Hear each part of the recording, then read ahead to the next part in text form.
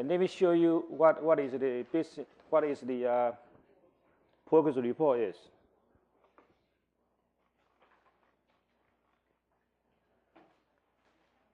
Here.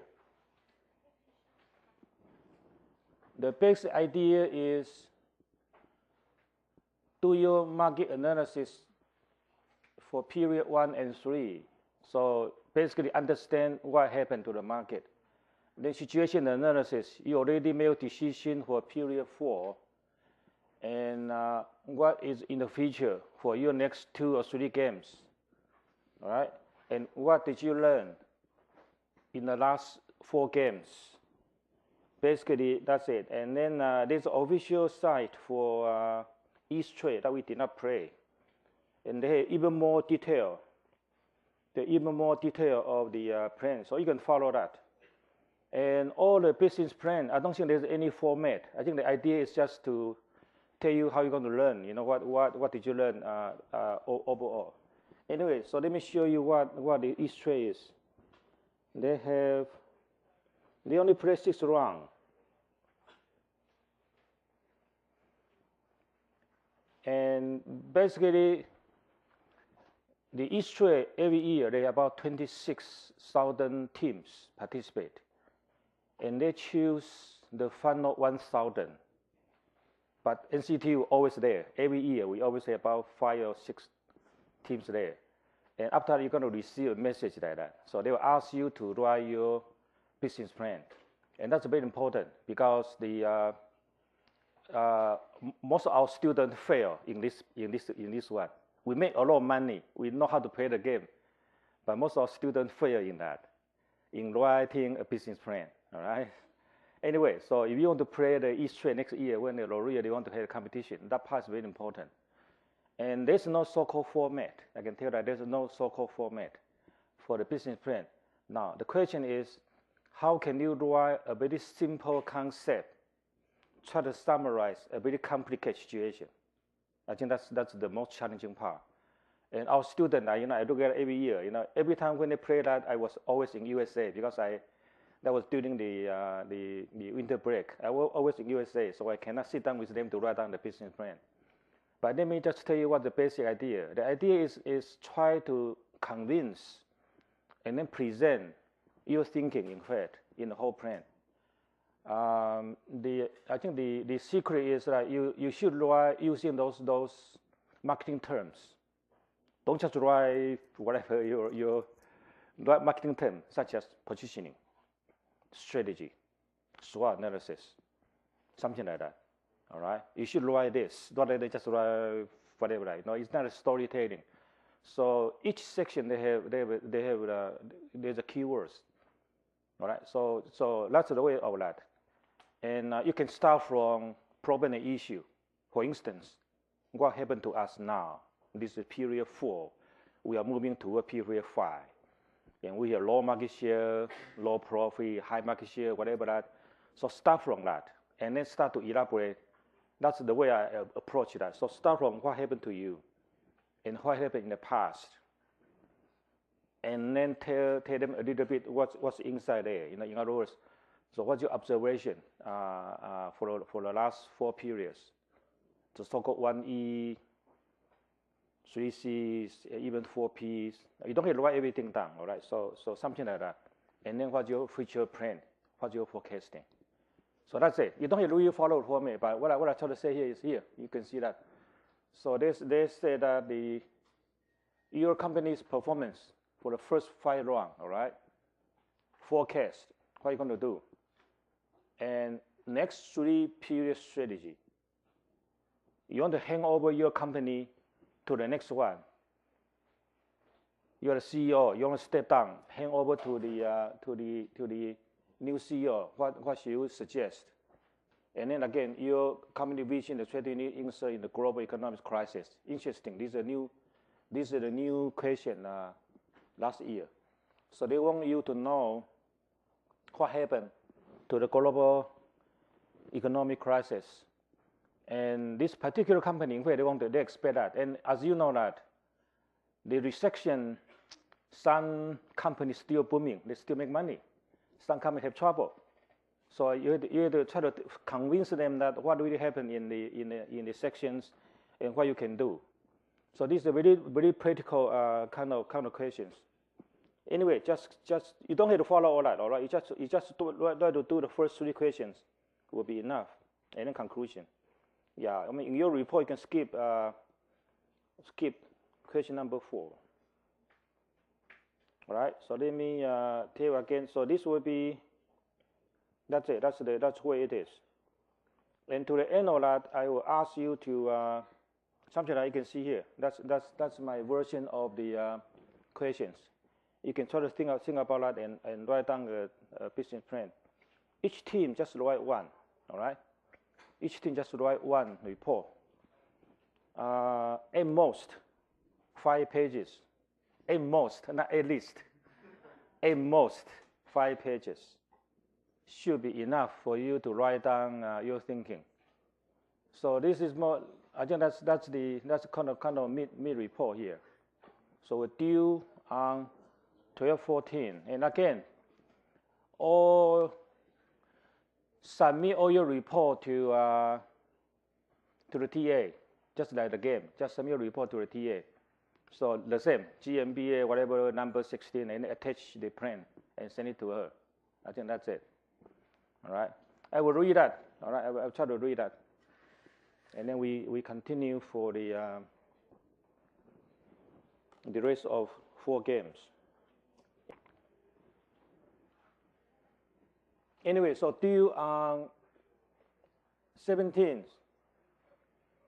Of course, I prefer to have that Wednesday afternoon noontime will be easy for me, just like your regular schedule. All right, so you submit that to me. 12/16 noontime. All right, let me write down here.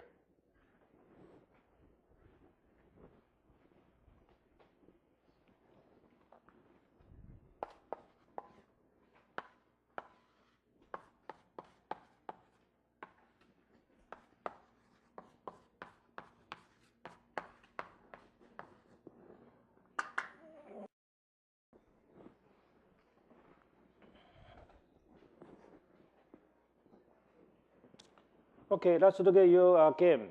Again, any question about your game? Okay, so the question is, right now the new product available and you decide not to run. Is there any cost? Yes. In economics, we call it opportunity cost. In economics, we call it opportunity cost. So yes, there's no cost directly to you. You don't have to run any product, no problem. It won't cost you anything. It won't cost you anything. But in the long term, that might cost you. That we call it opportunity cost. Is that your question? So yes, depends on how you define the cost. All right. So that one I would call opportunity cost.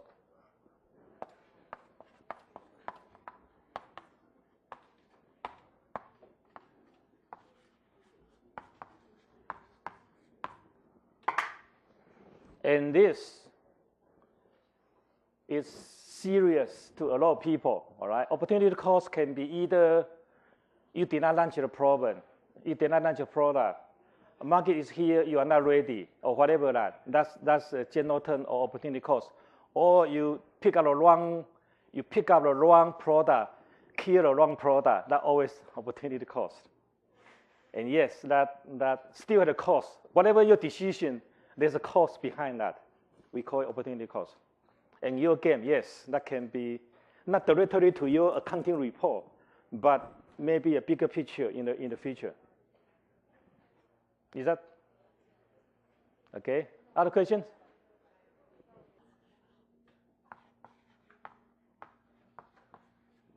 Do you know what door range is?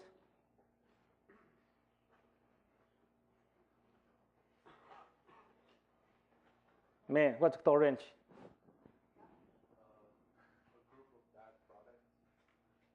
No. I mean, in English, what the door range means? Okay, all right. 养狗乐园 dog range. In the Southeastern Asia, people like to eat dog, especially winter time, right? Do you know that? I think we still have some of the dog meat available in Hsinchu, all right? You can try that, all right? Most of pet lovers, you can go there to see that, all right? So winter time is good for you, all right? Anyway, and that we call it dog range. And some of you already are the master of the dog range. You got 4 products, 3 of that did not make any money. Let me repeat again. Some, not all of you. 4 products and 3 of that did not make money. Did not make money means that either up and down, minus that, or just make very few money or whatever that, okay? Anyway, let me just review break-even analysis to you. And some of the team are really, last time we had a question about what's the difference between a dog and a question mark. In accounting, both look at the same. They are negative, but in fact they are not. Let me repeat again, all right? So in accounting, they are all negative, but they are not the same.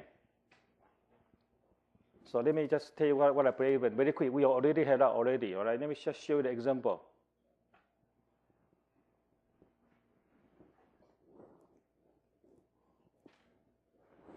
Okay, so this is a very typical accounting equation.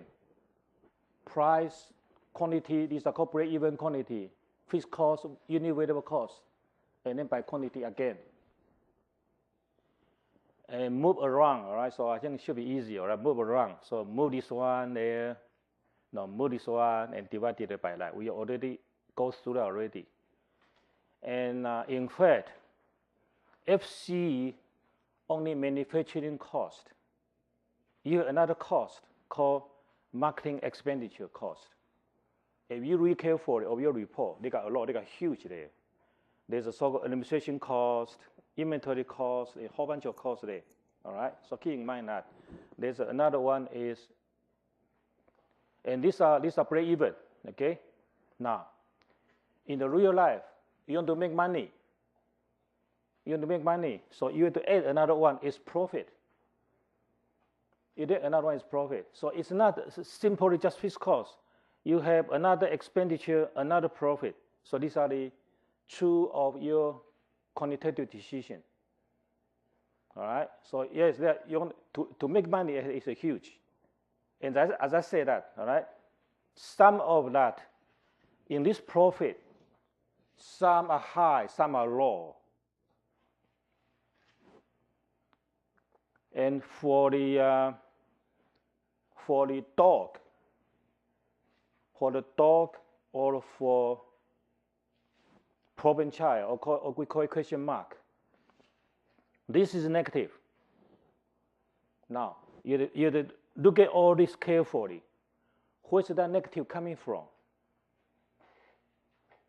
In other words, this is negative.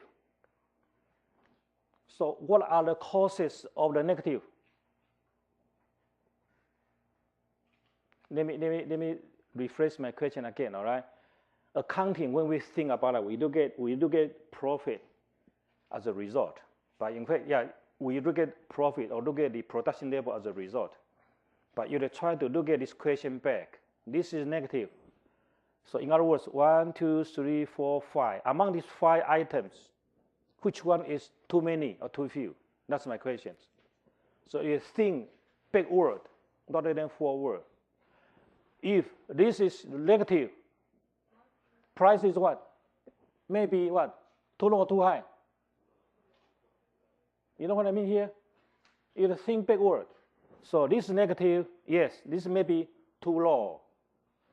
And that happened to a lot of product. I look at that. You know, you are really not your product too low, especially in the red. This one may be too high. And again, if it is negative, means this one is negative, too much, too high. So you might overspend the money. You might overspend the money, and that's why it's negative. Fixed cost, we cannot change anything. How about the Q? Too low, too high? If this is negative, Q is what? Too low, too high? Come on. It's an easy one, all right? This is negative. Q is Too low or too high? Remember, Q is the demand, the product you sell out. Too low or too high? Too low. Too low, all right? And again, there are two possibilities here. That's why I started to say here, Q. In the product life cycle, for a decline product, for sure that is low. But for a new product, also can be low, or you did not produce enough. All right? So this is very simple one. I just help you to think in marketing way, that backward thinking, not here. Instead, you look at here, here, here, here, here. All these five can cause negative profit. All right, so this is your strategy. So if you decide a wrong product, you make a wrong decision to interact. You wrongly introduce a new product.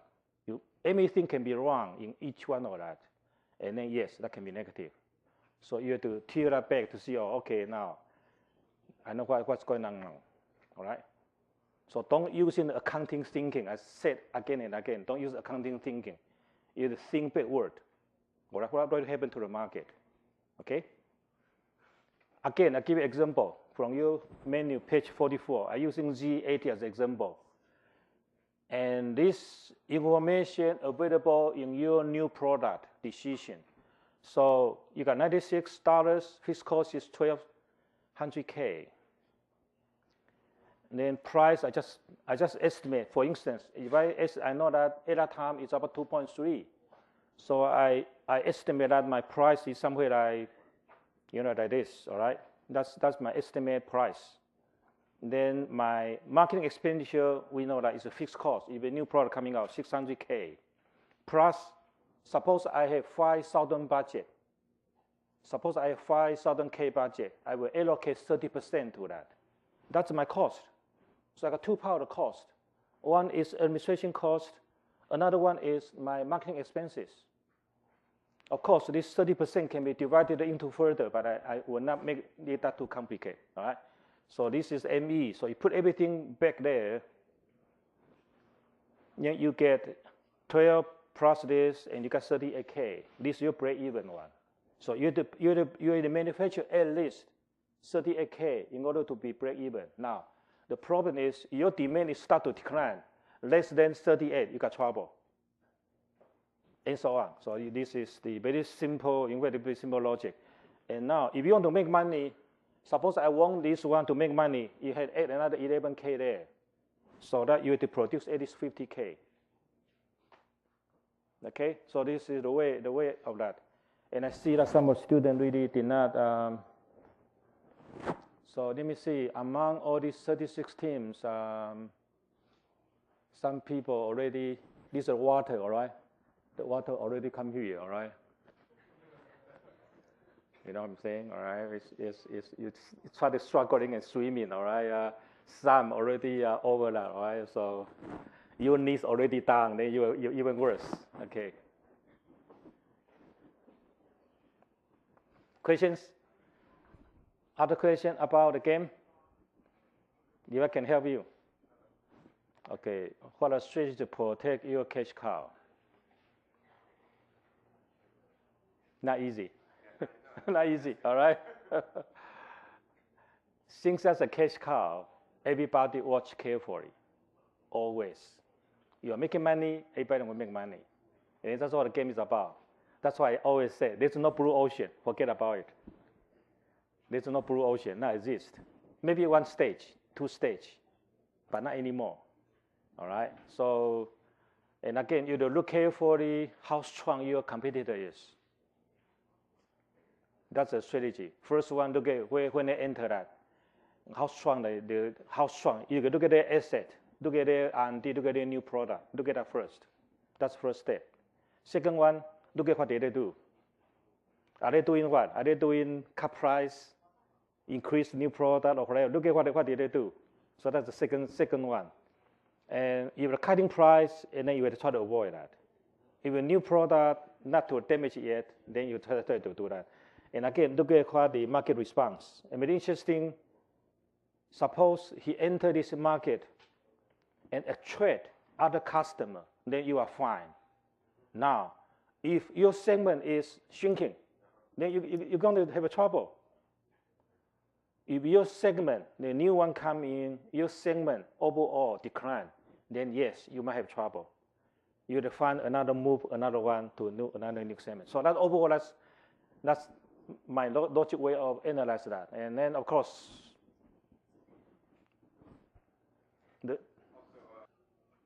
all right, we learn this price elasticity.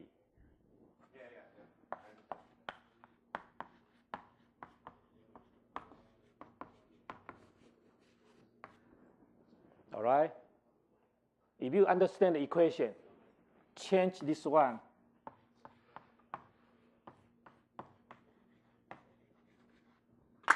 You can try to calculate advertising or promotion elasticity. You know what I mean? In other words, when we have change of the ratio, change of the quantity of the price, change of the quantity. So you take the price away and look at the way you change your advertising budget. You can try to calculate elasticity as well. So you can look at the sensitivity. So up to now, you should be able to calculate either price elasticity and promotion elasticity. That's the way, that's the academic answer, all right? So you should be able to calculate that and then to see what's the change of that. So you can either look at all the three products to see how sensitive is that. And so if your team really do a little bit exercise for the last 3 games, you try to manipulate high, low level, and that's excellent for you because you learned a lot of that. So from this low and high level, you can see what really happened to the impact to your result. You know what I'm saying? Does that make sense? All right. So that's another way. So data is there.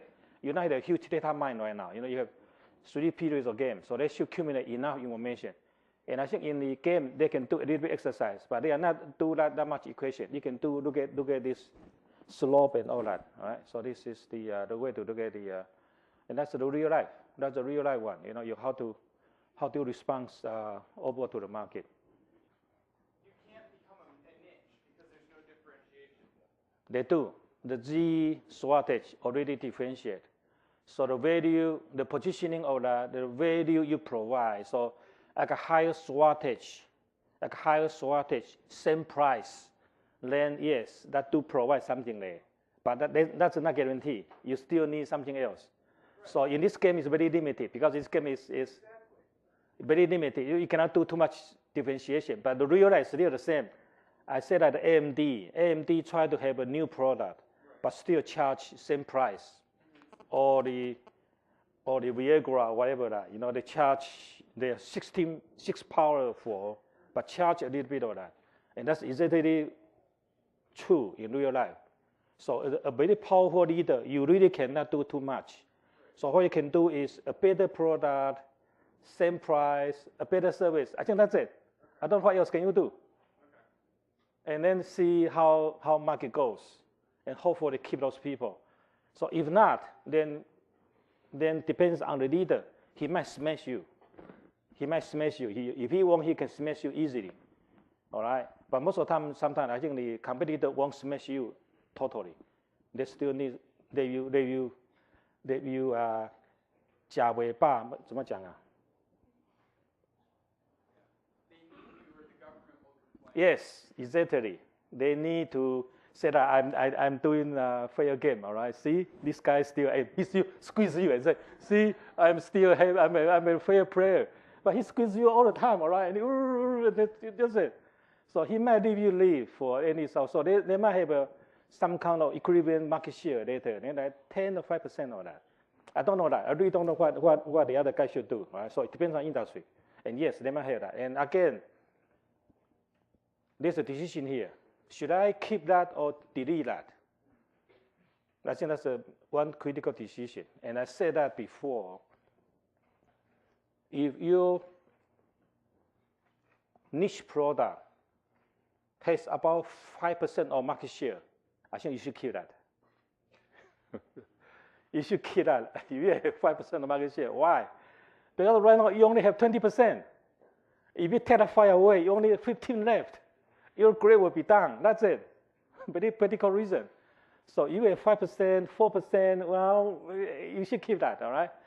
2%, forget about it, all right? 3 or 2, forget about it. But if 4 or 5, I think you should be happy. You know, you still maintain that, and then try to think about that the other way around, all right? So this is the, okay, yes. I explained that before already, all right? There's a period 1, period 2, and period 3, and period 4, all right? So everybody look at the money. So you make a lot of money, suddenly, whoop, booming. And if you look carefully, all right, this one forecast 8%, another 8%. But suddenly, your company dropped to 24%. So the difference is 16%. And of course, this 16% will come back here. So still 8%, 8%, 8%. So this one will be minus 8%. That's it. Did that answer the question? I said that before. So this might happen. So you will predict 8%, 8%, 8%. Suddenly you grow your market, suddenly 24%. You make a lot of money. And then because of promotion, whatever you do, and then they will decline. But I said that the long term is still there. The long term still 8, 9, 10.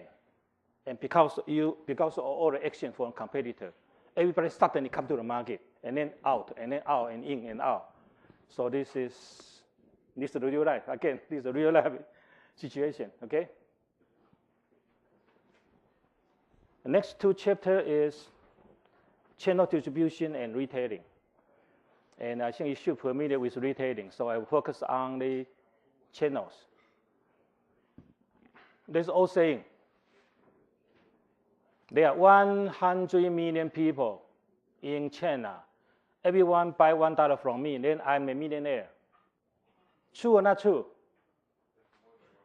Oh, more than 100, okay, all right. But that's old one. That's about 18th century, all right? Which part is true? Which part is not true? Which part is true? Well, it's true that there are 100 million people, but it's not true that everybody has $1 to spend. Okay, first one, yes, all right. Yes, the market is huge. But no, okay, not everybody can afford to buy $1, all right? Don't think about that. What else? The chapter, what I try to say here is $1 from me, all right? Now, there's a huge cost behind that. There's a huge cost. How can you distribute that product to a mass market? That will be cost you a lot of money. And that's what channel is about, all right? So it's not that easy. Yeah, not everybody can easily buy that easily from you, okay? So this one talking about the channel system, value network, the keyword here, and what do they work, and how to design that, and so on. All right. So this is more that, and then a little bit of e-commerce, very interesting subject. Channel, in fact, is here. So the way I define the channel means that we got 2 parties here, 1 party and 2 parties here. We try to connect that. So in other words, everything that facilitates the transaction of 2 parties is a channel. All right. So in other words, there are many, many different terms here, like merchant, trade channel, wholesaler, retailer, agency, broker, sales rep, and so on. All these are so-called channel members. And overall, is a channel good name or bad name? In society, is a channel is a good name or bad name? Bad reputation or good reputation? Good or bad reputation? 台湾叫这叫看稿。Did you hear about this one? 看稿. You don't know that? 看稿. No. My gosh, don't know that, huh?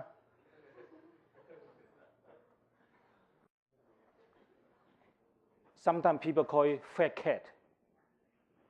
Middleman. Middleman is 空手道, all right? Middleman is 买空卖空, all right? He just take the commission. And he try to buy low, sell high. That's over-impression, and which is still true. That's what middleman is. Kangao, you know Kangao, monkey. So agency is more like the client is a monkey. So we just get a monkey, follow me, buy this house, buy that house. And because these monkeys do not know anything, all right?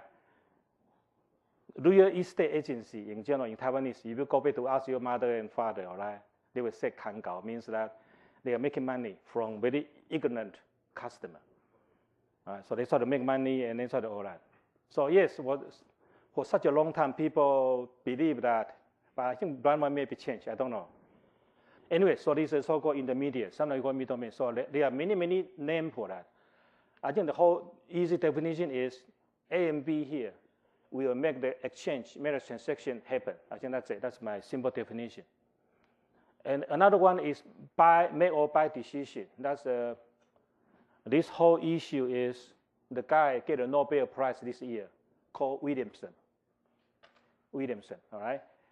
Anyway, this guy just a theory called make or buy decision. So make or buy means that do I have to own this one? These are called make. Do I have to own the whole system? Or do I hire someone to do that for me? These are called buy. So do I have to buy the whole system or I ask someone to do it? And there's a cost in that. That cost called transaction cost. So this guy get a Nobel Prize, just a very simple idea to get the idea. But what they try to do is to solve the problem of the so-called channels. And again, in economics, if you learn that, so-called agency theory. You heard about that? Agency theory. All this related to this channel, all this related to that. So what's agency theory? I want to hire someone to work for me. All right? I have my objective. The agency also has objective. So in fact, our two objectives conflict each other. I want to make more money. This guy also want to what? May not be necessarily make more money. So the question is, the agency theory means how can I manage this agency to really work for me? So this is really a huge issue in this so-called channels. And another one is pull and push. Push and pull. Let's look at it very quick. Push, so very easy, all right? This is a manufacturer. And this is a middleman.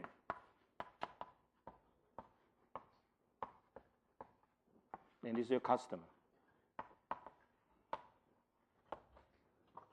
These are called vertical integration. So in other words, push is here. I try to push the product to the pipeline. We call it pipeline. Push the product here. Or I can pull my customer to there to buy. So very easy to say, you can see that what I do is I hire the sales force, trade promotion. I try to push the product in this one. At the same time, I try to use advertising, promotion, price discount, pull the people to here. Now, so the push and pull are also important in middleman because you have to balance both. If you push too much without a pull, people don't buy. Let me do it again. If you push too much, do not do advertising, people cannot buy. Again, if you do too much advertising, but no product in the pipeline, you also have trouble. So the channel problem is how can you balance both? Very similar to your game. A little bit similar to your game. Do I manufacture enough? Manufacture enough. Some of you have, I can see that you did not do break-even analysis. Do I manufacture enough? So I push that to the market. At the same time, I do my marketing expenditure. So these two have to be balanced. 我们叫做产销，产跟销 right? If you do not do that balance, then you have trouble because right now you lost a lot of opportunity.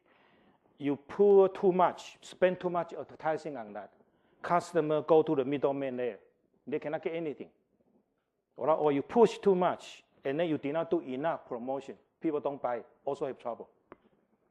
So these are very basic concepts from the channel and all that. These are called the push and pull strategy. All this, transportation, financial banking, insurance, telecom, information, this is called facilitator. So very easy, let me tell you that. For instance, the launch of Windows 7, Walmart, and all these global companies, especially for the Western world, it's easy to do. They call it facilitator. But, all right, these are Western world. But my understanding in China or Eastern Bloc, this also the channel. Very interesting, right? We always believe that, in USA, for instance, transportation has transportation company. We always believe that these are not part of the channel, but for the countries such as China, Eastern Bloc, because government control everything. Government control all that. You understand the government. For instance, this one transportation, in fact, controlled by government in China, controlled by the government. Insurance controlled, telecom also controlled by government. If you think carefully, all these are controlled by government. So therefore, in this situation, if you try to do channel distribution, that will be very difficult because somehow the channel is still controlled by the government. All right? And there's a very famous book called China Inc. So China is just an institute. They try to make all the money, control all that. All right? So what I try to say here is channel, in fact, represent the whole economic system. It's not simply the channel, no. Because all these facilitators are crucial to do that. All right, so it's not easy. What I try to say, it's not easy to make money in China. Easy to get in, not easy to get out, all right? Because you are not dealing with the channel member. You're dealing with a whole bunch of bureaucratic here. All right, that's all the cost. All right, that's kind of my theory in how to look at that. And there are many different names for that. And again, this is a very complicated one. Right? So people have different names. They call it, the book called it value network. Logistic and transportation company call it supply chain management. We call it channel distribution, and we are retailing. All right. And in the middle, that's called supply chain, logistics, channel distribution. And again, this way is internet shopping, roadshow, B2B industrial marketing, and then yes, a bigger one called global business management. What I try to say here is there are so many terms talking about the same thing, but they just create different terms: value chain, supply chain, logistics, and so on. All right. So what I try to say here, channel is not simply such a channel member like retailer. No. If you touch like the transportation, you touch everything. It's a whole system there. There are many different names for the channels. And we will cover that. We will cover that later about internet shopping and all that later on for the promotion. Okay, so this you can see that this is more like push, this is more like a pull. All right, you can say that. We will try to do different activities.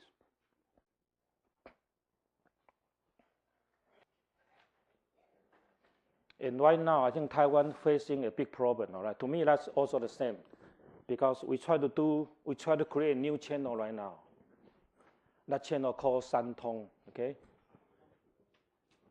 Tong is channel. All right, so we're going to sign a new agreement. They call it ECFA, ECA. All right, so people have a question that what should we do? All right, now. I'm an academic, all right? I'm not a politician, all right? I tell you my academic answer, all right? Not a political answer. In theory, yes. In theory, yes, we should open. But in practice, maybe not. Why? All right? In theory, yes, we should open, all right? Open economy, that's what, according to economics says. You should open that both party benefit. Now, it's not that easy. I will tell you more about it in the global business. You look at what your party you're dealing with. First one, China is not USA, not Japan, not Germany, not Canada. They are still socialism. Everything controlled by the government. I think that's the first most important one to remember. Second one. So their purpose is not making money. Their purpose is not making money. All right? That's the socialism. What else? When they try to negotiate, what else is important? Anyone? We have FY. We're gonna sign the agreement there.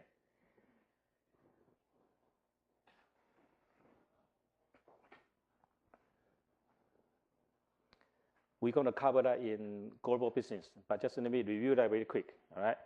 In general, we have 5 ways of doing nation to nation. Now, second problem is Taiwan is not a nation. Okay, Taiwan is not a nation. So we got 2 problems. One, capitalism in Taiwan talk to socialism. Well, different. So we hold a businessman who are dealing with the government. That's the first one. Second one, not a nation. If you are not a nation, you have all the trouble here. So let me tell you what this procedure is.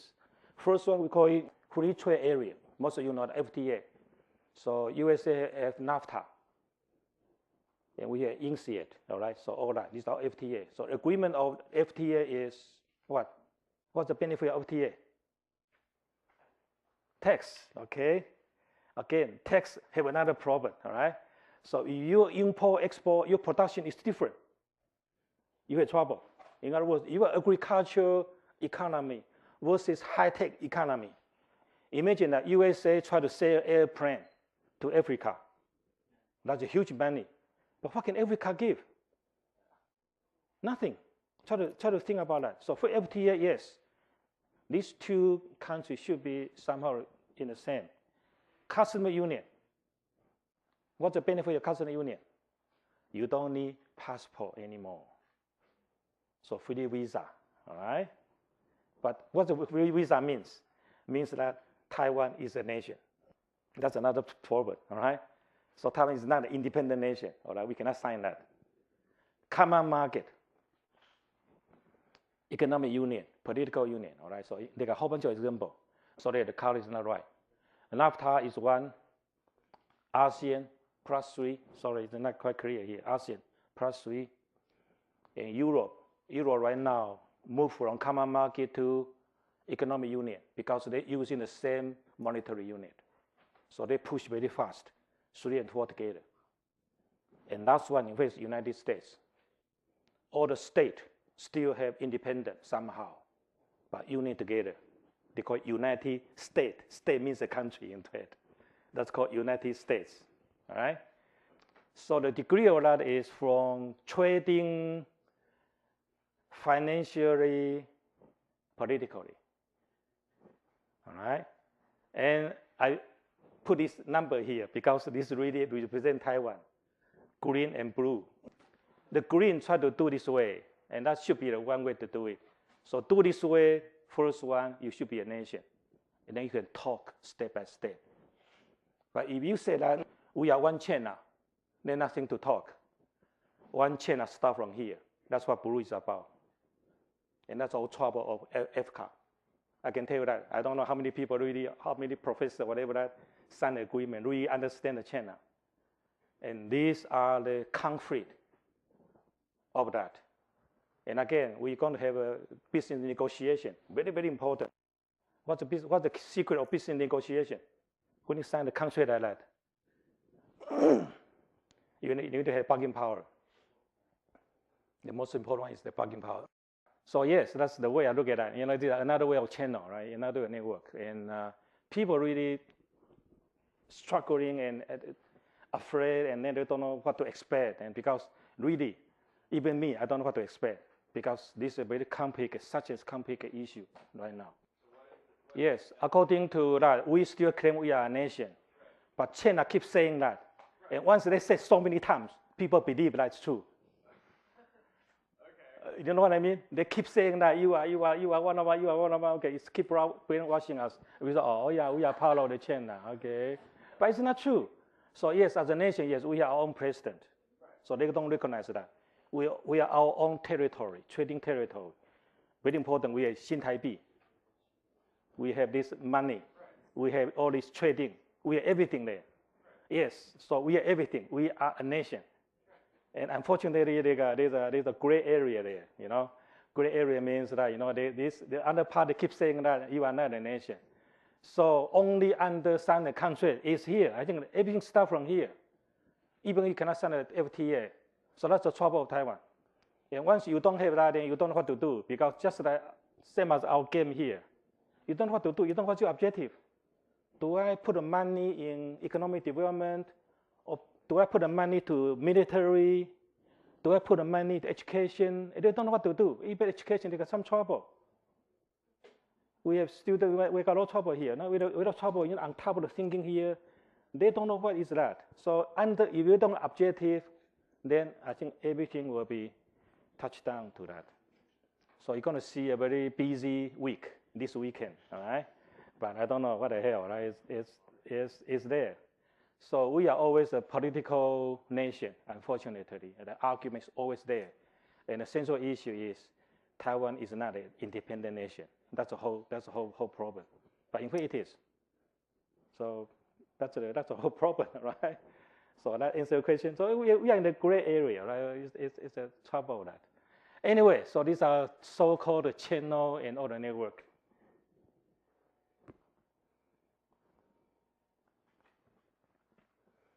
The theory comes from that. All the channel theory come from these figures. So this is old way of transaction. I can manufacture like a customer here. And again, you can see these are the middlemen here. I visited China not too long ago, and unbelievable. In China, there still exists the one called, in Hong Kong called Ngao Hei. Ngao Hei.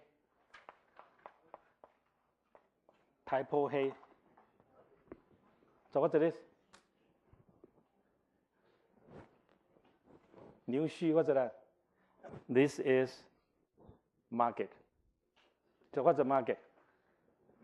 They call it 集市 or 市集. In fact, this is one of the, I think China is one of the oldest marketplace we have. And what people do is in here, people gather it once a week. They go to a place. Everybody bring egg, chicken, and whatever that go there, and that's it. Just one day market, and they're gone. All right? So this is very interesting. And then I visited China, somewhere in the Sichuan, somewhere in the mountain there. If you have a chance to go there, I think only so deep inside the Sichuan in the mountainside there. And I took the bus. And along with me is one of the old woman bring a basket of egg. I said, what? 叫做大婶啊? What are you doing? All right? Yes. Did she only have one basket? Yeah, only about 20 of that. And that cumulated for about 1 week. What if she drops the basket? I don't know. It's saying you don't all your eggs in one basket. Yeah, but I know that. But yeah, so he graced that. He graced that. That's his whole week's revenue. And he get all the eggs and collect all that, and then sit beside me and look at that. And I asked her, he said, he's been raised for about 1 week. And I said, what are you doing? He said, yeah, I want to go to the market. So I was very lucky. I went there, and then this woman, and along with that, everybody go there and start to exchange. Very interesting. China still exists. They call exchange here. So everybody bring everything to the market and start to exchange. All right? And again, of course, we're not with a new one. All right? I think old one is still the same, but it's quite different. New one is here. In a supermarket, you can buy about 5,000 products at least. All right, so this is a really modernization of doing this. These are just talking about two different things. And the transaction I can see 3 by 3 and 9, and 3 plus 3 is 6. So the whole channel, in fact, agency reduce the transaction, reduce a lot of cost.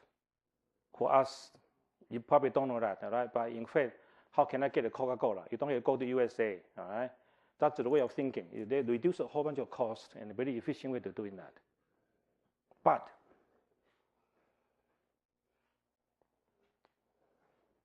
it is back to the future.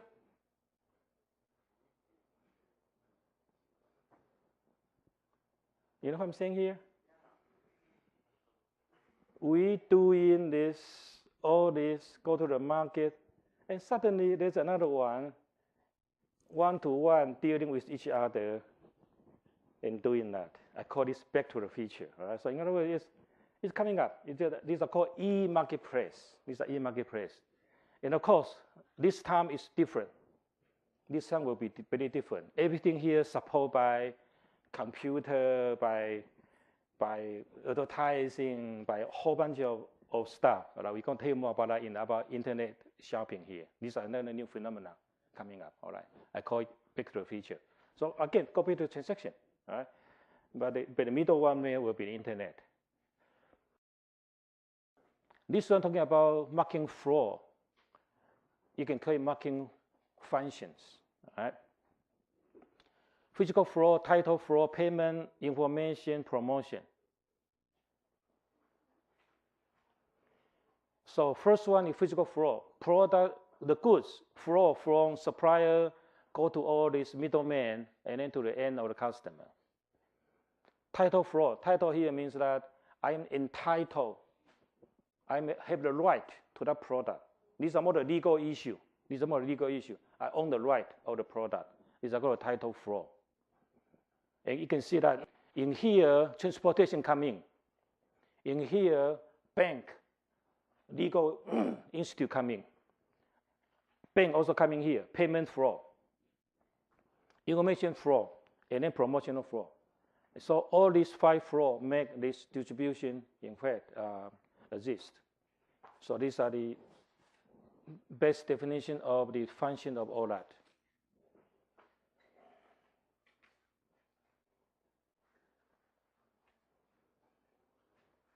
So what did they do? They get information, develop, disseminate, persuasive communication, reach agreement, acquire fund to finance inventory. You can imagine that some of the big companies like the Best Buy, they need to buy a lot of product. They have invest a lot of money into the inventory.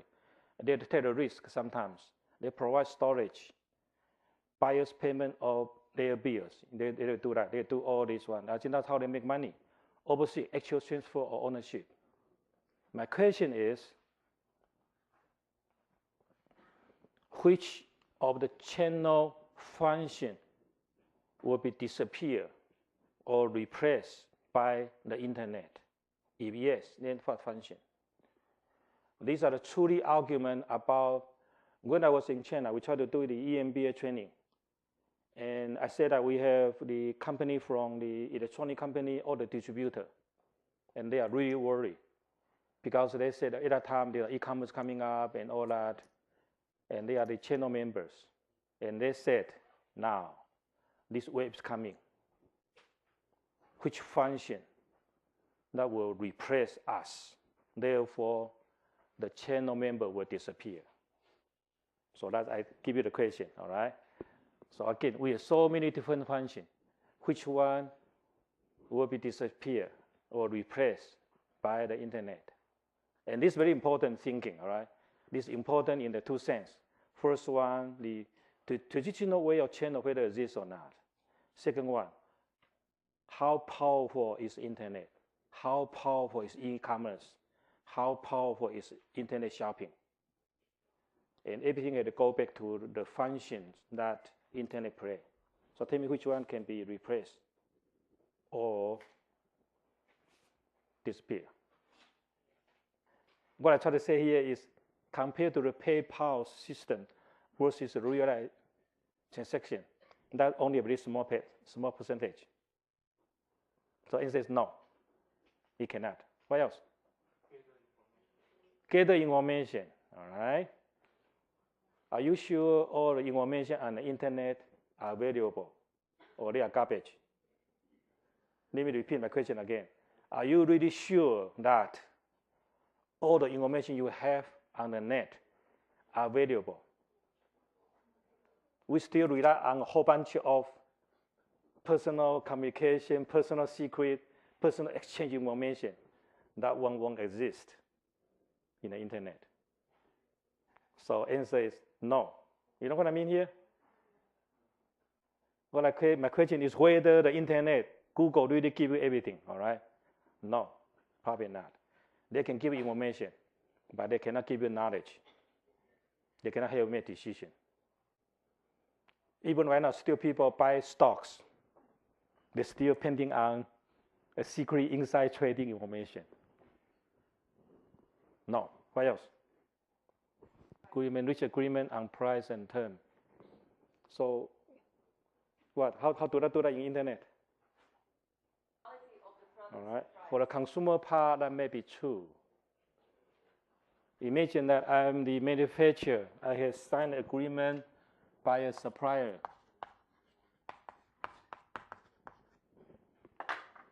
Are you sure this deal can be done over the web?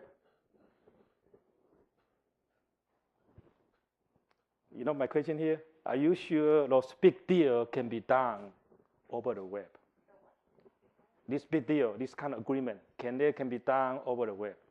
Answer probably not. And again, these are talking about negotiation, talking about the pricing, talking about the big amount of money. No, it's better in secret place and better in Weiger. No, not Weiger.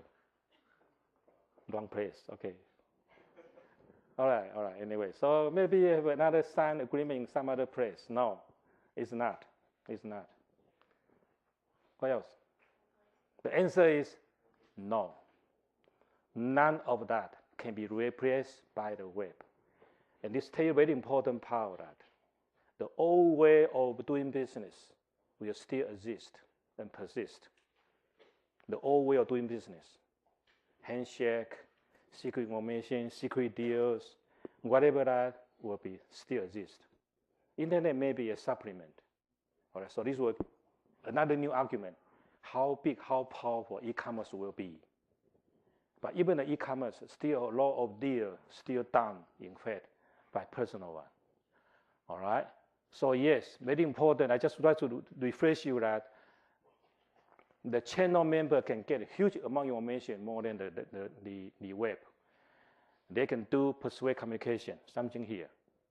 Reach agreement, all right? Acquire funds, financial inventory. That's important. Assume risk, data take the risk. Again, you can see this one, storage, that's a huge problem. And this is also the problem for Amazon. It's also a problem for Amazon. Provide various payment of data bills, oversee actual transfer ownership. All right. So anyway, so this is a key idea of the channel member. Again, this is I try to help this company in Singapore. And they want to distribute the product in China. And again, let me tell you what happened, all right? It's not easy. It's not easy. We have that in Taiwan. We have this one, Captain One in Taiwan. And this company, all the coffee comes from Indonesia and Vietnam. Very interesting. Their instant coffee comes from Vietnam. All right? So people don't tell the difference. People cannot tell the difference of still very good quality. What does that say quality? Then anyway, agency 1, level 2, level 3, and finally in China, you need to have 30,000 retailers. Now, how can you do that? So very interesting, this company, I just show you this one. In China, such a huge one, we call it different layer of city. So Shanghai is the first layer of city. So Shanghai, Beijing, Guangzhou, layer 1. Layer 2, such as Guangzhou, these are layer 2. And layer 3, such as Guiyang, I don't know, anyway, so they are different layers of that. And this is only one that they pay directly from the company. So company really had to pay the salary from that. All this will distributed by them. All right, so in Chinese I call it 必然性. In other words, in fact, you still need such as a huge market. You still need a channel, especially a channel. And of course, they got no problem here. I'll tell you more about a problem. Right? They got a whole bunch of problem here. For instance, the first time when a Singaporean, we have Taiwanese saying says, sorry, in Chinese, 台湾人无耻，香港人无情，新加坡人无知，中国人无法无天。I don't know how to say that in English, all right? Taiwanese people, they want to make money, so they don't care about this private issue or the copyright issue, so they are copycat. All right, so they make money. Hong Kongese people, they are capitalism. They want to make money. So they do get money, they want to get this friendship, all right? So they want to make money, all right? And Singaporeans are very ignorant because they follow the rule, follow regulation. All right. For instance, in China, green light, red light. You know what I mean? Green light is there. Can you walk? Red light, can you walk? You know what I'm saying here? In Singapore, you follow all the rules, all right? So green light, okay, walk. Wow, you hit by the car. Red light, you can walk as well. And I'm talking about the regulation behind that. Some of the business you can do or you cannot do. So Singaporeans always follow the regulation, or they cannot do anything, or red light, or they go, right? They die, all right? So these are called red lights, so they are ignorant, all right? And Chinese people, they don't give a damn, whatever that, all right? So anyway, so what I'm trying to say here is, so this is a Singaporean company. They try to have a vending machine. That was 7 years ago. They put a vending machine in Shanghai shopping mall. So they put everything there. So what happened? Anyone know? Second day, what happened? The whole vending machine gone.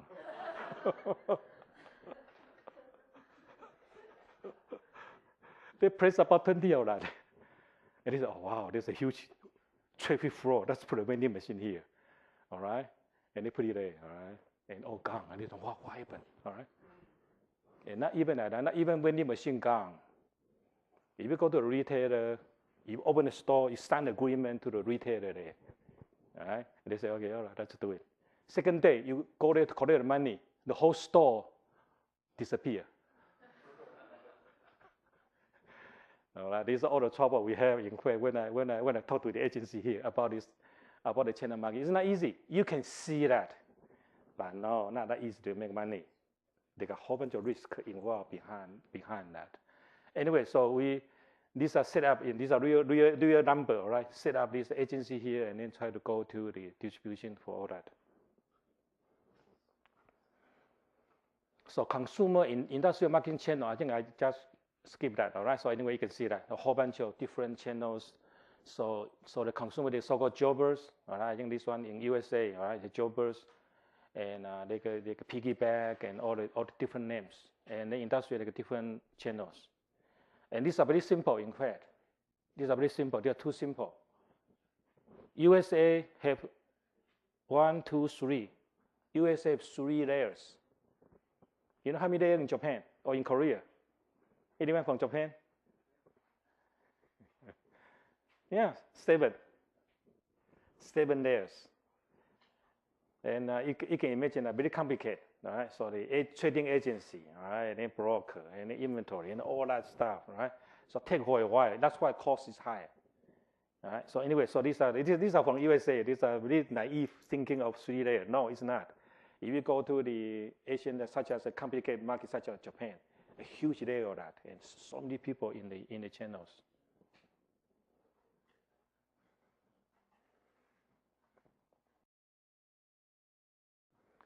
And this one talking about design and marketing channel, right? So I think it should be easy, all right? Analyze customer needs, establish channel objective, identify major alternatives, evaluate major alternative. Sounds easy, all right? In fact, it's not easy. Suppose I have a new product like this. Imagine that. You know what the new product is? Suppose it's a new product like this. All right? First one, understand what they need. Now, where can I sell that? What are the other alternatives I have? And then you can evaluate that. All right. So this is more like the new product will coming up pretty quick. Right. So the question now, I think that's more like TV. The question is now, where do the people watch the TV? I think that's a whole quick question. Are they watch over? This is family room, or watch over the table, or watch in the work. All right. So this is really the challenging for a new product. So after that, then you understand all that. I'm talking about the first one in the very beginning of the needs. After that, you can identify the channels and then try to sell the product to different channels.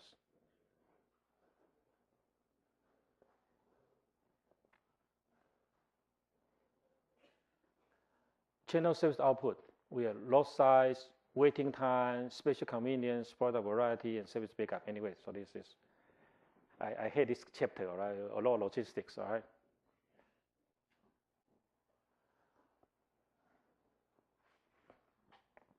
Then identify channel alternative. So we have different types of middlemen. How many do we need? And determine the responsibility. All these are related to channel management. I will give more real-life example, will be easier.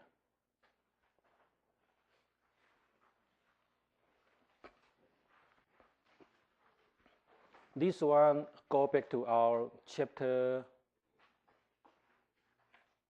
12 about shopping goods, convenience goods. Remember that? What else? Specialty goods. That's the match. Again, this is convenience goods. So therefore, I need intensive. Shopping goods, I need selective. And specialty goods, I need exclusive. Anyone know this company?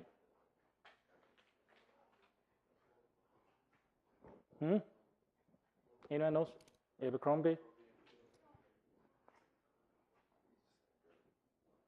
This is a USA firm, all right? Very popular fashion product, in fact. So this is what? Which type? These are fashion, all right? Fashion company.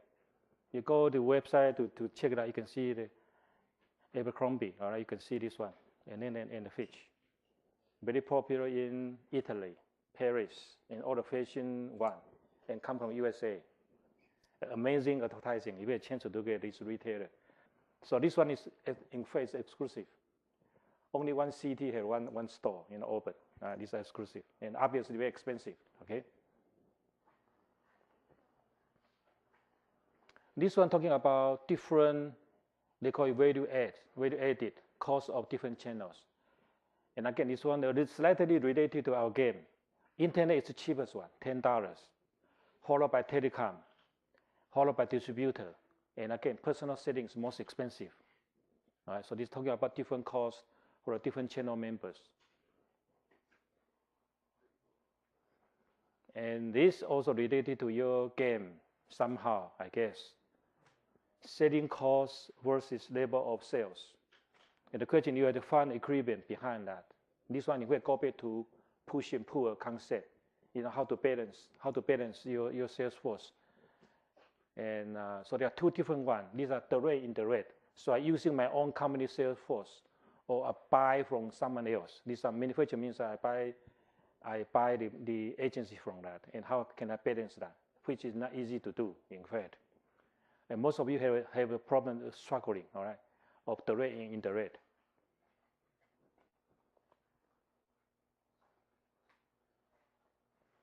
All right.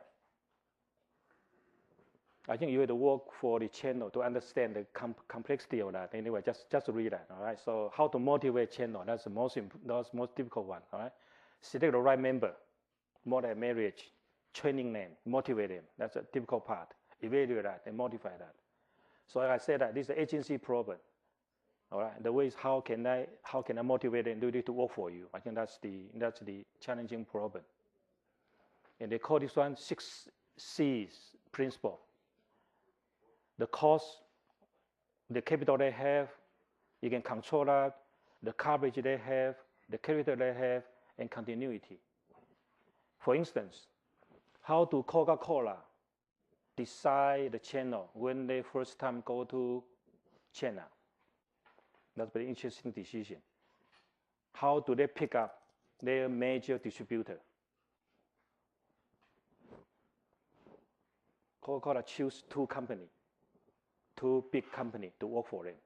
One is Swire Group. Why? What's Swire Group? Anyone know Swire Group? In Hong Kong, very big one. I see the sign. Yeah, you see the sign, all right. What did you see the sign? And the question is why they choose Swire. That's the question. Swire, in fact, own Cathay Airline, Cathay, Guotai. They own a lot of sea transportation. So basically, this company is a transportation company. all right? Not even more. If you are in Hong Kong, you're going to buy a candy called Swire candy. So they are the original one manufactured candy. You can see why Coca-Cola choose that. First one, they don't have to worry about the candy supply because one of the major ones is that.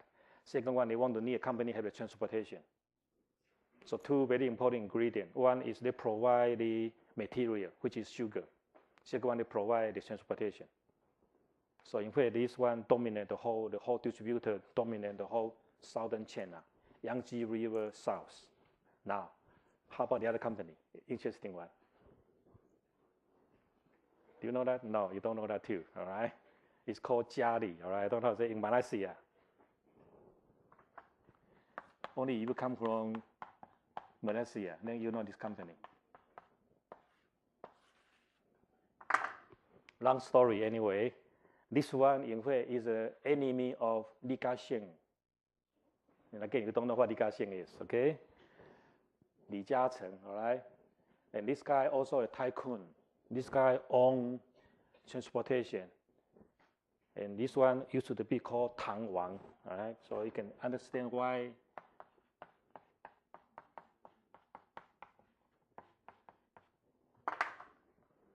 Anyway, what I try to tell you that is how do they decide to try to find a partner? So first one, transportation, because of the very heavy cost. So they already have network.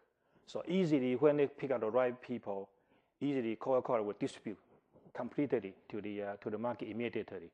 So they choose two of the tycoon in the transportation. That's Coca-Cola. So they immediately get the whole market there. And Satan also a very interesting one. I think Satan is a very interesting story. Although this company in trouble, Satan used to be very popular. And Satan is from General Motors. And again, we have a lot of students come from USA. When you buy a new car, I don't really buy a new car or not. Very troublesome process. You do negotiate that, and negotiate very hard. For instance, if they ask this one for $15,000, how much can you get? When you buy a car, all right, the tag price is $15,000. So they go to the store and then try to negotiate very hard to the salesman, and you get a deal. So how much can you negotiate? Anyone guess? Okay, and then the salesman will show you different price.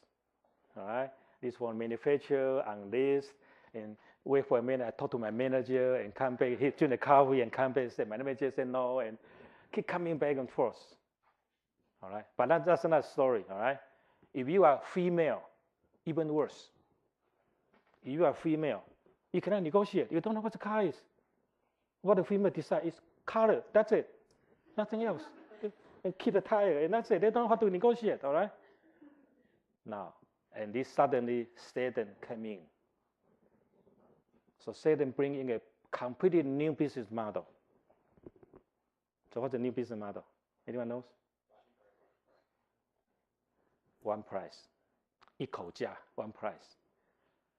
So when they started this one, so all the USA, all the whole system, all the channel system used to be you negotiate, and all these salesmen in the car, they are fat and big. You know what I'm talking about? Huge, and they talk, and they look at the woman. They don't look at that. So Satan said, no, the problem is not from the car. Problem is the channel distribution system. So they will not use the old channel system.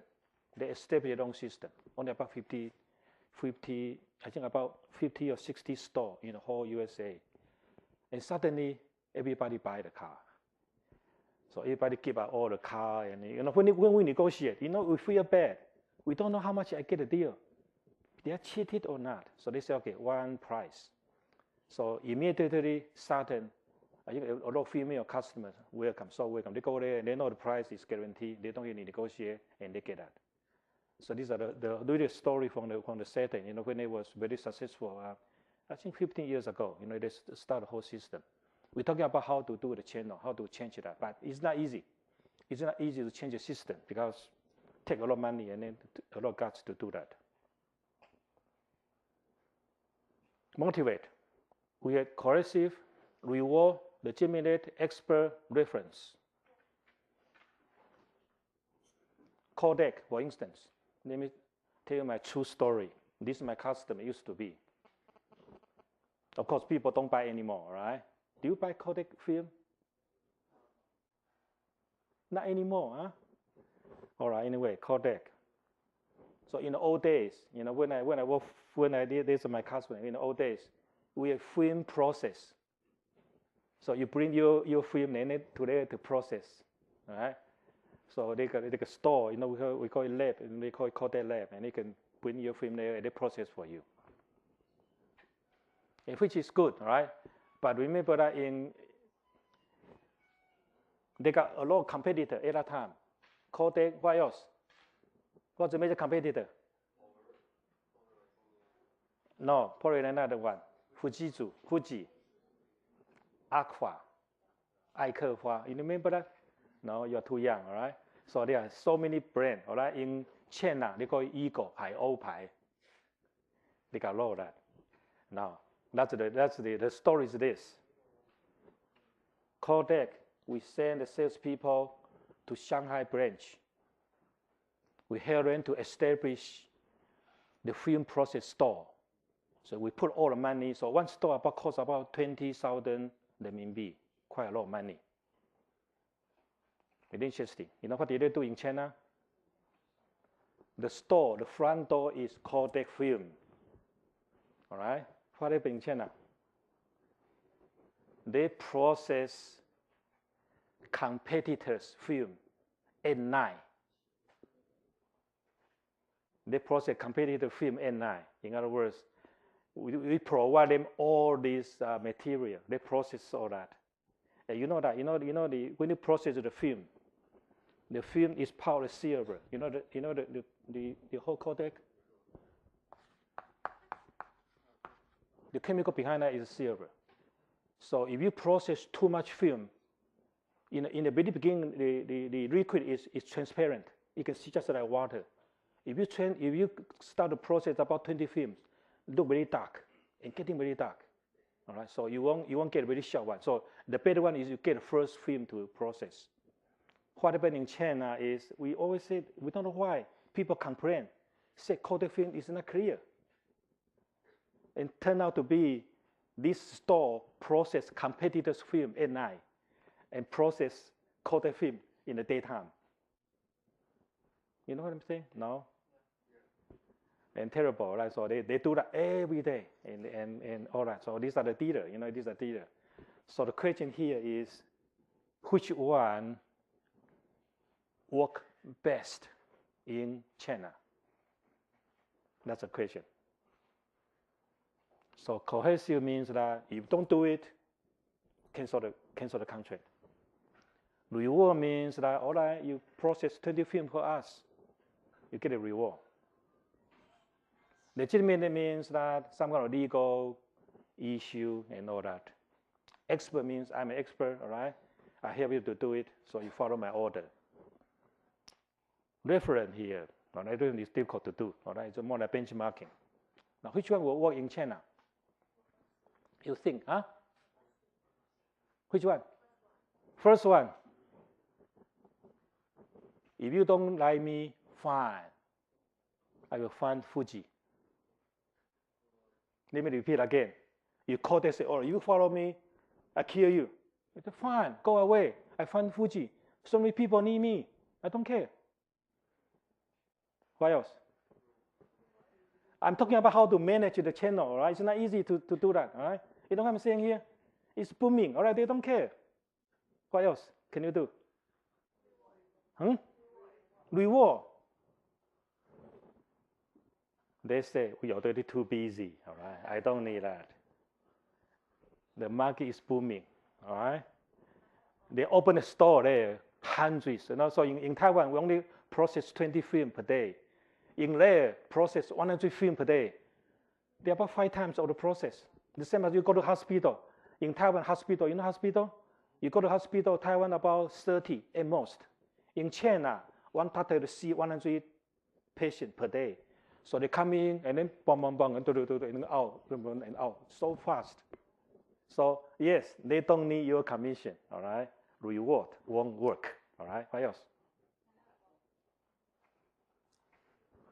How about this one? 已经讲了无法无天 I don't care, all right? Expert, don't work. I can copy. What do you copy that?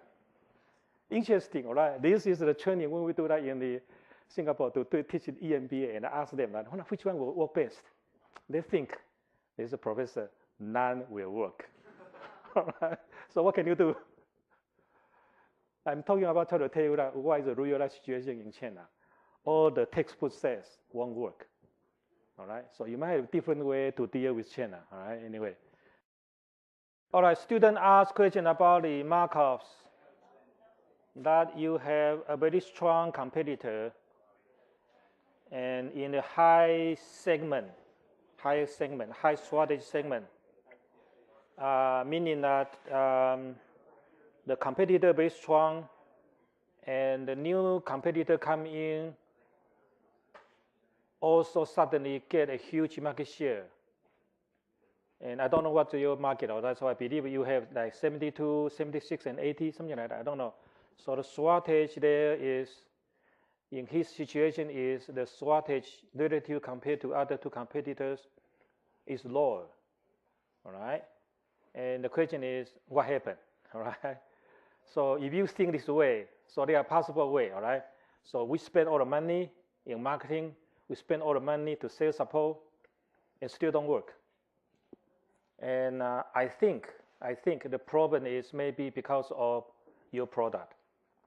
So my hunch is that particular segment, the consumer or the customer require high quality, high shortage. So your product probably cannot satisfy that condition. That's my hunch about your situation. And again, under the situation, what can you do? So these are go back to the question that we keep asking that. And I believe that's a high shortage, very sensitive. So the even higher shortage, they are very sensitive to the quality. People don't care about the money. People don't care about the price. People don't care about technical support. People need a good quality product. Unfortunately, you cannot provide that. So your market share will decline faster. So in that case, marketing cannot help. What I can tell you that is marketing in that situation cannot help because the customer in a high shortage looking for high quality. All right, I think that's it. That's my more than my answer. So I say that these are four seminars are quite different.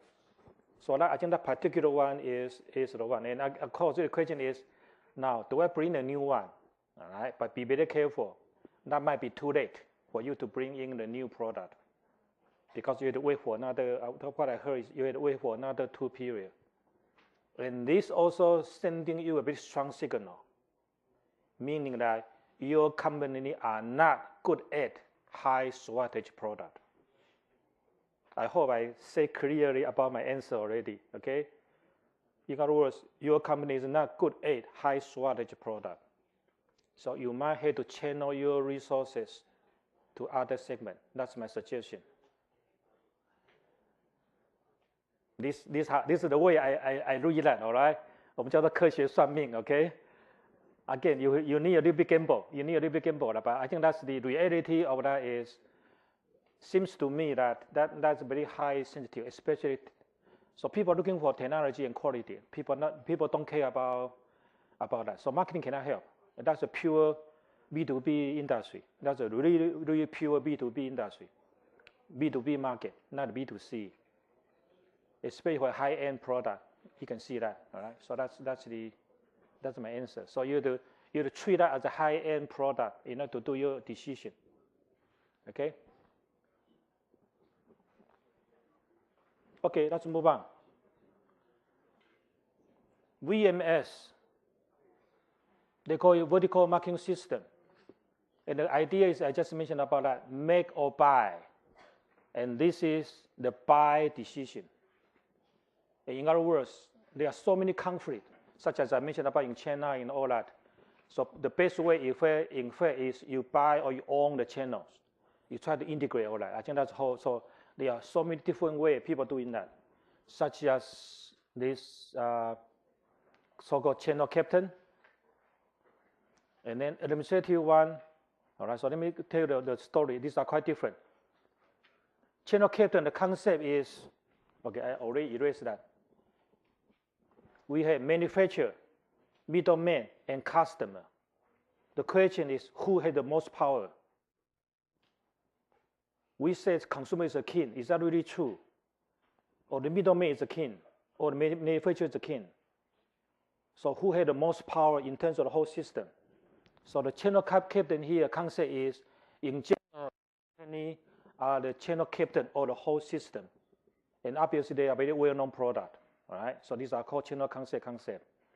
And I can tell you that gradually used to be, these are channel captain concept, means that the whole system, who is the leader. And this corporate VMS, I think the best example is Hotel 6. Again, I think not hotel, all right? Motel 6, not the Hotel 6. Sears and all this is the bicycle company. I think they painting company. Is that right? I think they're painting, yeah. So anyway, so these are the company who are distributed, who own all the store. So they can control that. I think the idea is I can control everything there. All right? And administrative here means that Craig and P&G, they're using their power. They call it category management. They're using their brain power to control the channels. All we say here is, again, go to the make and buy decision. We cannot buy that. We cannot make that. We cannot own the whole channel. The question, how can I manage that? The company can make that. So the idea here is how can I manage the channels? Country is very famous one is a franchise. Most of you know that. And franchise is very, very popular in USA and also a lot of places. All right. So we had this one is another issue, the franchisor, franchisee, franchisor and franchisee. So Madonna is a franchisor, and a whole bunch of store owners, they want to be a franchisee. So all this is the way how can I integrate that, and to avoid the so-called channel conflict. I will tell that later. All right. So these are the how to manage that. Now another one is called hybrid grid. They call it multiple channel, and all the companies try to do all the possibility to do that. These are all the possible channels like internet, direct sales, telecom, telemarketing, direct mail, and so on. All right. And immediately there's a term here. They call it channel architecture. How can I architect the whole channel? The question is, all these might conflict each other. And you can see that it's not easy to manage all that because you have price war among all the different channels. The question, how can I do that? I think these are the whole idea about the channel idea. This one from New York, one of the biggest retail store. They call it Crazy Eddie. I'm not sure you see that, right? If you did not live in New York, don't know that. Anyway, these are the electronic company. They do everything. All right? They have the biggest store in New York. They also have a channel and a direct line and so on. Right? So this is a very powerful one. These are using this so-called multi-channel, to do the business. This is another one. Anyone know this one? Patagonia. Anyone know this? One of the top brands, in fact, in what? This is another sporting goods. One of the very top tier one of the sporting goods. They are using also a multi-channel one. They have their own store, very high class. Also have the internet. Just show you whatever that. They also have the store in Japan. Obviously, one is very selective kind of store in that. I think all these are the company facing is how can I do this whole channel distribution? How do I manage that? I got so many options. Which one can I use? Can I choose? And the whole problem is conflict. All right? Whole problem is the conflict. In other words, you are making money. Channel also want to make money. All right? So this is, as I said, that two people have different objectives. And what the VMS needs is how can I integrate? I cannot control that. But because channel have their own function, you cannot own all that. and that leave out a whole bunch of problems. All right, we call it conflict. And vertical, horizontal. Vertical is easy. Sorry, I erased that. Vertical here means that we have manufacturer, middleman, and customer. These are called vertical one. So in the same channel, manufacturer conflict with the middleman. Horizontal means that this is the middleman, all right? And then they have conflict each other. These are conflict each other. They call horizontal. Of course, we might have multi-channel conflict. All this conflict, reason is very simple. The idea is I say that agency theory. Both sides want to maximize the profit. The question is, how can I share the profit? And that's where all the conflict comes from. And again, so these are a whole bunch of that. You can see that 7-11 channel. I don't know. And yeah, okay, there are a whole bunch of TGI Thursday, all right? In Shanghai, I look at that. I say, oh my God, Nanjing Lu. They say TGI Thursday. I say, am I wrong or right? Is that Thursday or Friday? I don't remember that anyway. Then they have Ruby Wednesday, all right? Ruby Friday. And I look at that. Ruby should be Tuesday, not Friday, all right? I'm kind of confused, all right? So I stand there suddenly, I say, is that this one come from USA or what, all right? Anyway, so a whole bunch of stuff, all right? Like Matako, all right? Anyway, so who knows, okay. And we got a whole bunch of that. We got a whole bunch of this kind of, so channel is always like that, right? So we are, like Taiwan, very famous is Yonghe Doujiang, you know that? And yes, it is also Yonghe Doujiang everywhere in China, all right? And Yonghe Doujiang selling this 油条 all right? That Yonghe Doujiang in China selling 龙祥包子 小包包 right? Anyway, it's confusing, all right? You don't know what's going on there, all right? Anyway. And Taiwan is a very good agricultural product. Unfortunately, everything is Taiwan, but in fact made in China, all right? So we have all kinds of Heishin, all right, come from China. They have they tape there, all right? Ali San Cha, all right? And all kinds of stuff, all right? And you know that this is a whole bunch of, these are the Sanzai Ji, okay? You know that. And these are the, do you know which one is the fake one? Which one is the real one? Do you know which one is the fake, which one is the real? You can. You can. These are exactly from Nokia. You can see that, all right? The top one is the real one. These are fake one, okay? You probably don't know what it is. In China,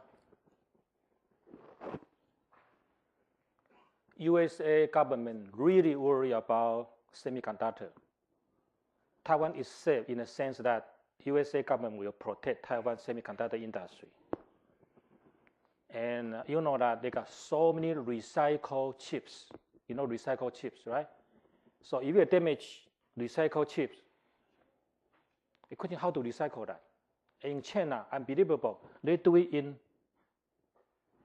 this old way and do all that and then they just take all the paint away and then put it there. Now the trouble is a whole bunch of high-tech weapons, like missiles, aircraft, automobile also need chips. And whatever chip you want in China, I can give it to you. You need a missile chip, no problem, all right? I just paint that and say missile chips and say that to you.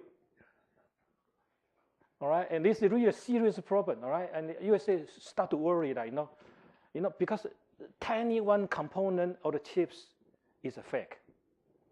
That's really the trouble, all right? So these are from China, all right? I think they have, yeah, easy, all right? Glue, put it together, paint together, that's the new chips. And the recycled chip costs only about 50 cents. This one can cost $50,000. So from 50 cents, easily charge $50,000. That's the trouble. Right? It's really a scaling, right? Anyway, these are the chips, you know. They just do the glue and do all that, and you don't need a TSMC. Forget about it, all right? Just do that, and then you can manufacture that. Rolex watch, all right? Be very careful when you go to Paris. Okay, go do that. All right? Don't take LV bao. You heard this story, right? You had LV bao. You want to go to Paris. for sightseeing. The customer will look at that, fake, destroy that, and charge you money. And when you go to USA, you just show, what time is it? What time is it? And they look at, Rolex watch. They will take it out and check it out whether it's the real one or genius one. And they will charge you money, okay? Anyway, so be careful, right? Don't wear those A4, B4, right, to China. Be careful, anyway. So,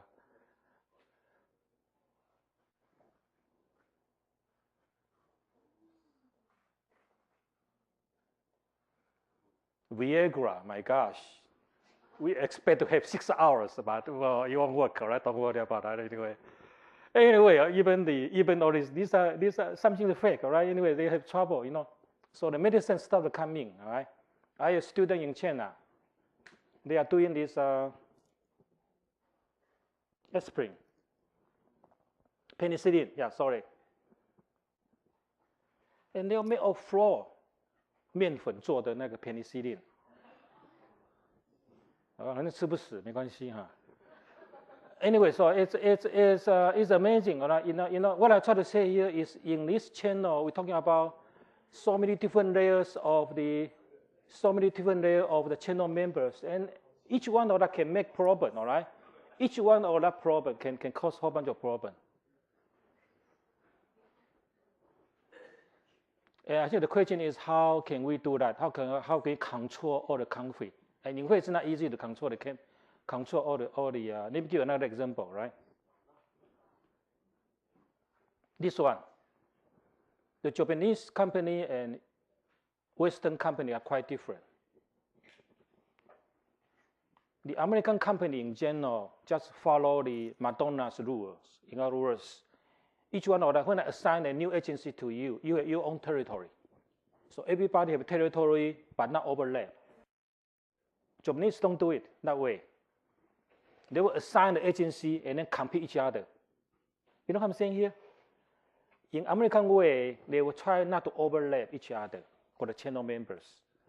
Japanese, in fact, they just encourage competition among the agency. Now, which one is better? You know what I'm saying here? The strategy will be totally different. Which one will be better? And the better in the sense what? So it really depends on what you're looking for. Are you looking for the controllability? Are you looking for the profit? And yes, Western way. Are you looking for faster growing of your market? Then you need Japanese way. So again, that go back to your game. Again, go back to your game. What do you want? You need to maximize the sales, market share, and so on. Then yes, you may need a conflict way to do that. Or you just want to maximize your profit, and you be very careful to control all that. Hopefully you can get the maximization. And all these are create a whole bunch of conflict behind that. And this one, some of you might know that. Mala, and their problem is you can have Haagen-Dazs free. All right? So if you order that, you can get free. And this one is, again, you can see that this is a vertical conflict. Vertical conflict means that they are not happy because this is very expensive. How can you eat that free? So they will cancel that. In other words, I'm a supplier. I give you this one, but you give it free to the you using my. These are called loss leader. You using my product to attract people to come to your store. These are loss leader contract. These are called vertical conflict, in fact. And again, what I try to say is this happens every day and every year, and all kinds of conflict. All comes from the channels. It's not easy. So anyway, cause of channel conflict, goal incompatibility. Right? Different people want to make different money. I want to maximize my profit. You want to maximize my profit. Okay, unclear role and right. You know, what the extent of my right? What can I do? Difference in perception. Intermediate dependence on the manufacturer. Anyway, so these are all the come from the channel. All the conflict come from that, and this is really daily life example. And again, there's so many examples of that. So how to do that? They have diplomacy, mediation, arbitration. Right? So these are especially go to the international law, and a whole bunch of how to resolve the conflict. And this happened a lot, a whole bunch of examples. And legal and ethical issue. And this one talking about some of the manufacturers, they do exclusive distribution, exclusive deal, and tying agreement. Some people probably don't know what tying agreement means. So Madonna, for instance, when they want to sell your franchise to the franchisee, they ask you to buy something that you don't need. These are called tying. You have to buy that, all right? Of course, it's illegal. All right? It's illegal. So there are a whole bunch of conflict between the supplier, and these are all vertical conflict. The last one is about e-commerce. I just get all day. I tell you why e-commerce, internet marketing suddenly is a boom. So I bring this one back to 1990, 10 years ago. The first time when Amazon was available in the market. And this particular news, amazing everybody. They say, wow, internet is coming, all right? For instance, we have Amazon and Barnes & Nobles. Amazon only one store, one website. Barnes & Noble, like this, need to have 1,000 stores. In one store, you can only carry no more than 200,000 titles. And interestingly, Amazon can bring in 3 million titles. One store, 3 million. Book return, 2%, 30%. Now, why is that? Why Amazon only 2%, and then Amazon, the Barnes & Noble, 30%? All right, you can have sale, it's a very trouble, high transaction cost. All right, so you make better logic way of decision. All right, so in other words, cost for transaction is very high because you make a return and that charge another $9. All right, so when you make that decision in Amazon, you order the book, that's the one you want. You keep looking at that. And when you go to the store, you look at that, you can bring it back. All right, 30%. All right, very interesting. Sales growth at that time, Amazon 300%, 10%. This is a regular store. Sales per employee, 1,000, and how can that be? Yes, how can that be? Very interesting, because they're using a network. Amazon was in Seattle. I visited there. Very interesting. They do not carry 3 million titles. Do you know how many they carry? Only 400. They carry the 400 most popular titles. Now, what happened to all the titles? By other publishers. So when people make order, they send a message out to Prentice Hall, and they send it out. So what they really keep is only 400 top sale titles, physically. Very interesting one. So people are amazed, how can that be? So Amazon, they don't have many employees, only about 200, or at most about 150, they can do that. That's the power of network. Inventory turnover, they turn out to be 24, means very high. Long-term capital required, low, which is not true, all right, high. Cash flow, high and low. So this report from Business Week really astonished people. People say, wow, my gosh, e-commerce is coming. So powerful, low cost, and so on. So another one is, we said that before, called long tail, 长尾理论, long tail theory, all right? So all those things, they start to argue that. But anyway, these are the arguments, all right? They're just arguments. These are 10 years ago's news. And yes, e-commerce is coming, whole bunch of that. So even Harry Davidson do that. P-Part is one of the grocery stores in Chicago, and this Avon lady. This guy born in Hong Kong, in fact, very famous one. Zhong Liting, really one of the most famous one in USA. And only about 28 years old, he's in charge of CEO. And very interesting. Avon lady is direct sales. Direct sales. When she was in charge, she's still the CEO right now. She's still CEO. The challenge to the Avon lady is, now, will internet kill Avon lady? That's the question. The question back to my question about whether the function that the Avon lady will provide. So when she was in charge of that, they still company have some trouble. People say, "Oh, we cannot do e-commerce, we cannot do internet, we cannot do all that." And she said, "No, we have to do it. This is trend." So what's the secret? She is still the CEO. What's the conflict between Avon Lady versus e-commerce? How can she resolve the problem? You want to be in the industry, tell me that. How can he resolve? You know my question here? How can she resolve the issue of Avon Lady direct sale? So still a whole bunch of Avon Ladies still do the selling. And how can we coexist with internet, not to have conflict? That's the whole secret. How can she do it? That's what turned herself to be on the top of the new Avon Lady. Let me see, what year is that? Sorry, I cannot see the year, but I think that about 10 years ago. So it turns out that internet helped her a lot, because Avon has so many new products. So consumer can go to the website to see the product and price, but still order from Avon Lady. So in other words, they can that's a supplement. So the internet itself is not against that. All right, so that's the whole story. You can go there to see the Avon Lady, very famous one. You know, when the e-commerce start to come to the market, and people start to question how can these two coexist, and she do a nice job. And even further, she charge all the Avon Lady. You can subscribe my website, but you need to pay me like $5 or $10 a month. Very interesting. So here she's using the internet as a very powerful database, data center, and help these Avon Lady to do inventory control, to do the product sorting, and do all that. So this is one of the excellent example of we call brick and mortar, and then this physical product altogether. So this is a story about that. And of course, we have people start to worry about that. You know what Web 2.0 is?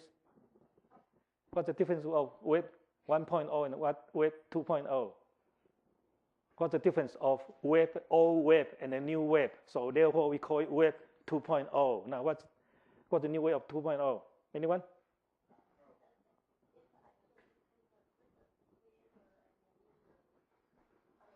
Okay, the content, all right, come from such as Wikipedia. So all the content come from the audience. So MySpace, Facebook, Wikipedia, all the example here, or even the Twitter and all that. These are called Web 2.0. In other words, the content itself not provided by, so it's not B2C. Instead, it's C2C.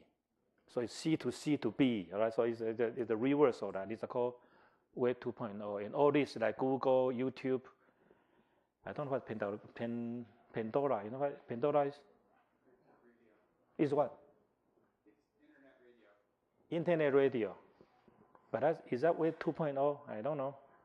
There's a whole bunch of that, all right? Anyway, so these are the new version of that. Of course, people start to worry that whether that's another bubble or not. But anyways, still coming.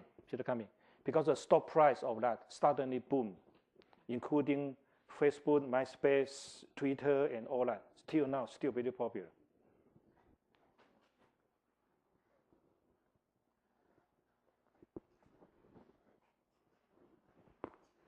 Right?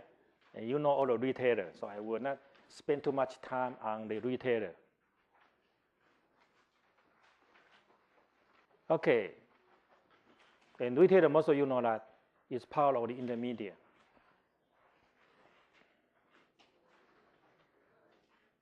Macro environment.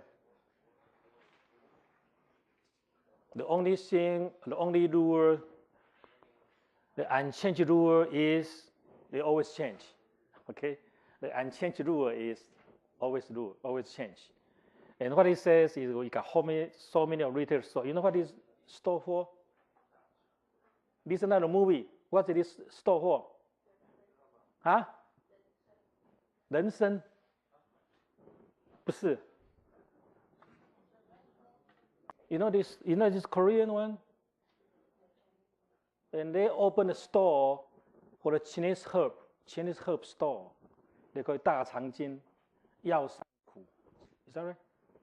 I think they are popular in Korea, also popular in China, very cold place. All right, Best Buy, 101, Outback. And what I try to say here is people worry about right now also the problem in Taiwan right now. They call it 疯牛症, crazy cow, all right, disease. All right, so outbreak come from Australia, not from USA. And Outbreak obviously one of the fast-growing steakhouse. Okay, what I'm saying is here is all the environment has been changed so fast, and these are also a growing one. All right, so and so on. So unchanged rule is the market is changed, and I was surprised. I visit USA from time to time, twice a year. And you can see a lot of stores just disappear and coming up and down. All right, it's amazing. These are phenomena in the retailing. Mall of America. Anyone know where it is? Yes, Minnesota, in the Twin City. Okay. So do you know how big it is?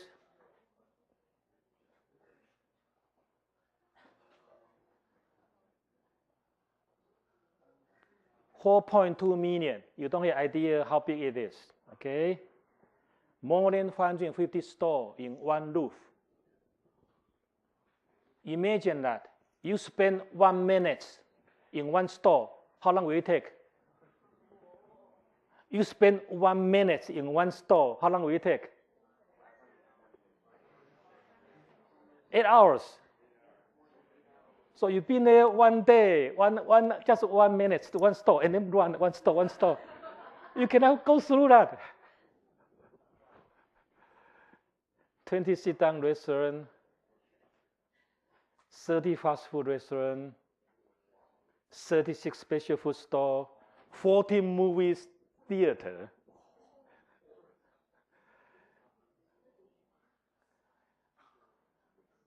So how big is this? These are called Mall of America, all right? I look at it carefully because my pension fund is there. I'm in the TIAA, all right? I'm a TIAA fund, all right? And they put a lot of money in here. I don't know whether it's a good business or not, all right? Very interesting. I think in Twin City, it's a sightseeing place, all right? Very interesting. So you can see what the retailer trend right now is huge organic store. But people wonder, can that survive? All right, movie is the key to try that. Okay, what else? You can see amazing. How can you have such a huge mall? And yes, there's another one coming. They call it 20 billion gamble, and open in London. And again, I never had a chance to go there yet. Anyone go there? Looks good. It's in the Westfield, all right? I don't have a chance to go there yet. All right? So I don't know how good is that. I think they just opened this May, not too long ago. And right now, I think UK is in recession. I just wonder, very bad timing to open a store like that. I don't know. So I don't know what is that. And they're talking about Starbucks, and the music, and these are just like that. There's not a coffee. I think they start to work with all this company, and then they have the CD and all that. So what I'm saying here is the retailing is changing, changing a lot. And they try to survive.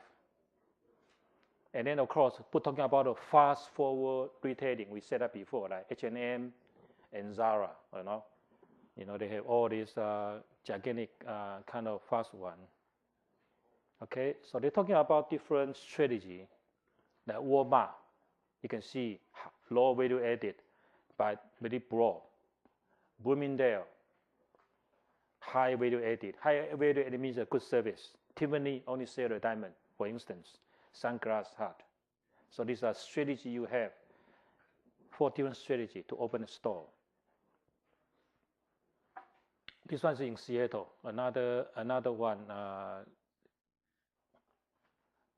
Another very well-known one. And Zara is another one. I always use it as a case to discuss how they operate a retail store. This is in London. I mean, they call it showcase store. What's a showcase store? Just like Best used to be. They got a whole bunch of exhibition. You take order, and that's called showcase. They don't have all the inventory. You know, it's a showcase. All right. So this is you got many different format. All right. These are Chinese translation. One is called they call it hyperstore. All right. Now, these are not big enough. Metro and Carrefour, still not big enough. In USA, there are 3 stores open in Dallas. The first time I was there in Dallas. Do you know how big is that? 50 checkout. 50 checkout line. So you can imagine how big is the store, right? Everything there, all right? These are really hyper store, all right? So somewhere in the middle is this Carrefour in Taiwan. Now, category killer is another one. What's category killer? Category means that I only sell one category, such as shoes. So in Taiwan, I think the bookstore is a very different one. The bookstore is a category killer. I only sell the books, 成品, only one category, only one shoe. All right, so these are the core category killer, okay? Toy, only one toy, all right, and so on. I think you know all the rest. And they got some special store like See's Candy, you know See's Candy, right? Very popular in California. Tall man, and then big woman, something like that. You know what tall man is? So you are too tall, too big, you go to the store to buy that, all right? Tiffany and all that. Anyway, these are all kinds of different stores. And TJ Maxx, probably you don't know that. What is that in USA? TJ Maxx. You know what TJ Maxx is? They got some fashion product, but after 1 year, out of fashion. All right, so they sell all this one season, but this season no kind of product. They go to the TJ Maxx, and the discount prices can be cut to 40 to 60%.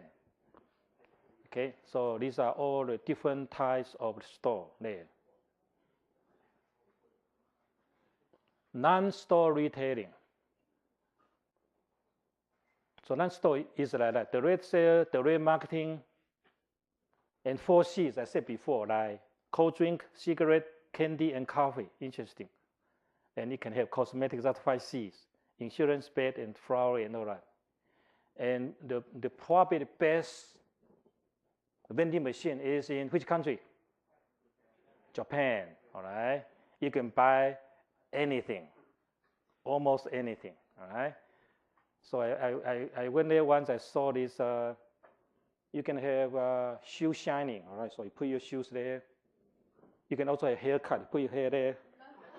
No, just kidding, all right? Cut that one off, all right? No, not that powerful, okay. Okay, anyway, so I just saw this interesting girl, she wear this. And then you can put it up so your boss won't see you, all right? That's more like a ninja, all right? So this is here.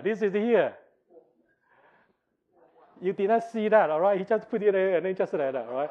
Just like a ninja, all right? Something like that. You cannot see that. These are vending machines. These are crazy Japanese people anyway, okay? So these are non-store retailing, all right? So anyway, these are called non-store retailing.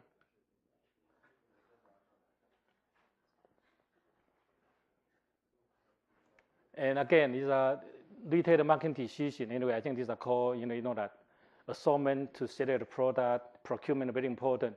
This one decide your positioning of your retail store, right?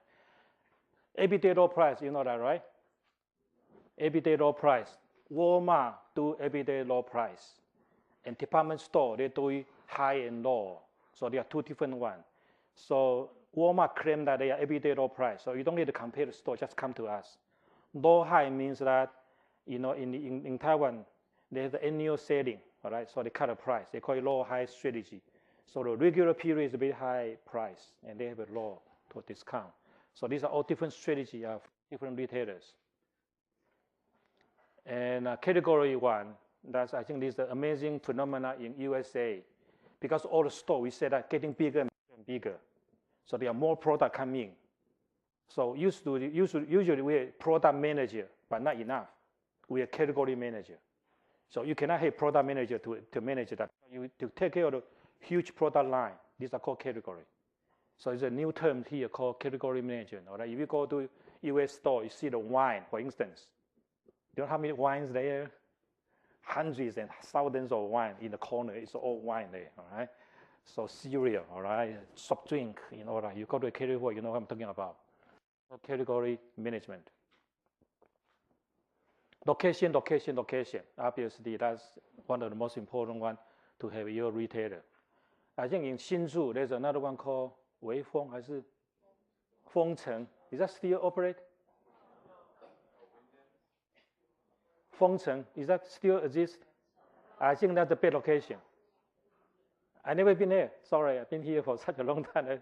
My son and my daughter go there. I think location is very important. Right? You choose the wrong location, you had a trouble of that. All right, wholesale function.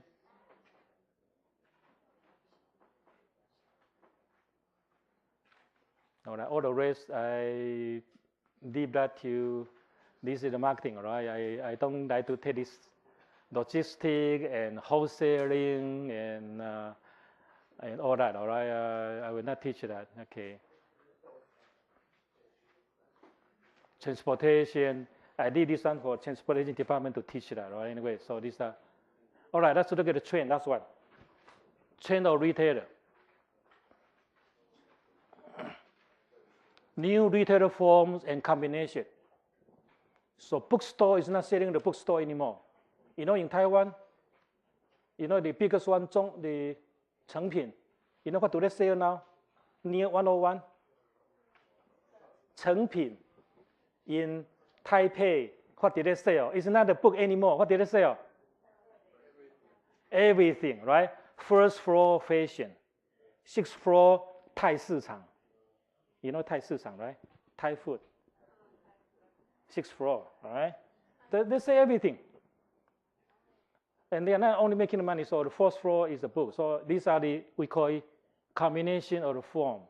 And gas station, if you go to USA gas station, it's not really the gas. They have everything, all right? So these are they compete each other, they compete each other. There are all kinds of form there. Inter-type competition. So because of that, everybody compete each other. So I can tell what the tell you is retailer is getting so competitive. Everybody try to share the territory of that. So we have supercenter, dollar store, and this is in a recession. That store in fact is very popular in USA right now, called $1 store. Everybody poor, all right? Warehouse club, internet, all right? So this competition.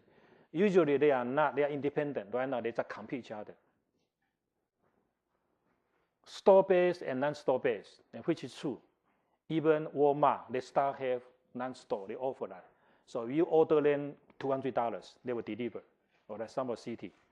So these are the store-based versus non-store-based, they all compete each other. Okay. Then giant retailer. Again, these are in USA. I don't know. I think Taiwan, we don't have that many land, all right? So we don't have that huge one. But you go to USA, my gosh, everything's so huge. Like Toys R Us, Home Depot, Staples, and all that. These are giant retailers, and these are making good money. Office Max and all kinds of store, right? These are just a trend. Decline of middle market retailer, interesting. I just mentioned that the store either very small like convenience store 7-Eleven or huge like shopping mall. So what's the room for the middle one? It's very interesting. It's really interesting, all right? So the store either, so that's what he said. The trend is that it's getting bigger and bigger and not much room left for the middle. And the middle store usually serving middle class. That's the way I interpret that. So I think JCPenney, Kmart, they're all in big trouble. I think JCPenney also in trouble. Growing investment in technology, scanner, EDI, radar, and this one. You know what it is? RFID. So what RFID for? Radio frequency ID. What is RFID for? So when we go out to check, and this one can be recycled. This one's recyclable. So in other words, we have scanner data, right? You scan that one by one. Not anymore in RFID. When you go to buy the store, you put everything there, and there's a big arc there. You go there, ding, ding, ding, ding, ding, just 1 second. Then not coming out. All right, so you don't have to set out. So this is a very fast and efficient way of doing that. But there's a trouble here. Walmart tried to push that in the last 5 years, but government said no. So Taiwan, we have a lot of company waiting for that. The next one is Yantai, and also the Yongfengyu. They are the paper company, and they invest a huge money in this one. And they are waiting for Walmart to get approved from the government. Now, why the federal government in USA said no to RFID? Very simple. Reason is, why they reject? Because Walmart want to be very efficient. I put all the RFID, it's easy for me. I can track whatever all the product there, and I can make the efficient one and also convenient to the consumers. But why the government said no? Privacy? Yes, privacy. If I buy what? Playboy, condom, whatever that. And if someone want to track me somewhere in a store, they can, oh, this guy do whatever that. Your information, whatever you buy, yes, will leak out. So the question right now is whether we can, I think the technology right now move on to another stage. You can turn on and turn off, but still cannot solve the problem. You know, these are all the technical problems there. So I think, yes, the main concern is privacy, especially for the consumer. No, it's a radio frequency, means that all the spot is a radio, they will send all the message out. So what the people do is, you know this one? They put that into a pad. You know the pad, right? They inject to the pad. So your pad run away, then you just try to find, so the children, you can find the key. You know what I mean? So I have one of those signal. I try to search my kids on my pad, right? And then oh, it's there, right? I can see that. So it's so far away. Now, I just said that we have people that like to eat dog meat. So you search and here, I'm here, right? So if you eat RFID accidentally, people will find you, oh my gosh, in your stomach, all right? No, just kidding, all right? But anyway, that's how RFID is. All right? It's not just you can turn off, because the radio is there. It's very easy to activate. And that's a problem, because you have to mass produce that. Anyway, but these are just a technology coming up, and people try to have all the stuff. And then the globalization. And very interesting, only the international, very globalized industrial nation, you can see that all the major retail stores come from USA, Europe, and Japan. But why not China? Think this way, why not China? All the powerful department store, power distributor come from USA, Europe, and Japan. Why not China? Because what? And this is the trend here. You can see the global presence of major retailers. IKEA come from which one? Switzerland, Benetton, Italy, Carrefour, France, Marks and Spencer, UK, Yoham come from Japan. You can see all these are powerful ones, even the Zara come from Spain. So you can see that the retailer itself is not simply of manufacturing. This is a service industry. So you need a whole bunch of technology, whole bunch of management capability to perform an excellent retailer. All right. So it's not easy. China is not ready to be a big distributor yet, because they don't have many brands there. And you can see all these ones have produced a whole bunch of well-known brands and good products.